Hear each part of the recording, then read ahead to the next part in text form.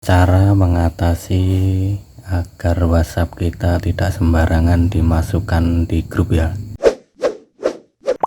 Mungkin teman-teman sudah mengalami ya, nomor tidak dikenal tiba-tiba memasukkan ke grup WhatsApp. Nah, itu dapat diantisipasi teman-teman. Nah, bagaimana cara mengatasi agar kontak WhatsApp kita tidak sembarangan dimasukkan ke grup? Caranya cukup mudah teman-teman. Kita masuk ke WhatsApp,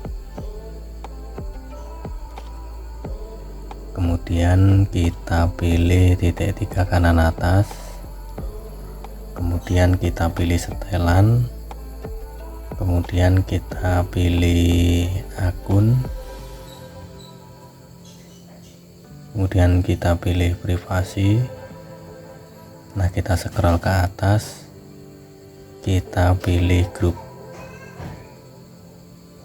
Nah, di sini teman-teman setting kontak saya saja atau kontak saya kecuali. Kita pilih kontak saya ya. Nah, seperti ini.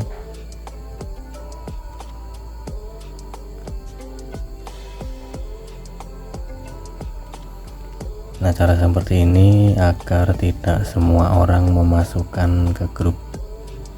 Teman-teman tinggal pilih, kalau kontak saya kecuali Anda dapat memilihnya. Nah, itu tadi teman-teman cara men-setting grup ya, agar tidak sembarangan orang memasukkan ke grup.